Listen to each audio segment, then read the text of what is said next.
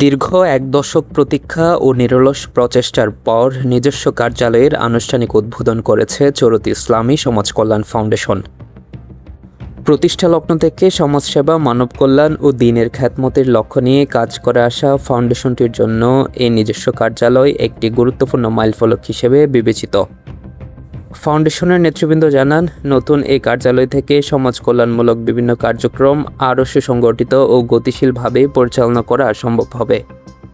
পাশাপাশি অসহায় ও সুবিধাবঞ্চিত মানুষের সেবায় সংগঠনের কার্যক্রম আরও সম্প্রসারিত হবে বলেও তারা আশাবাদ ব্যক্ত করেন।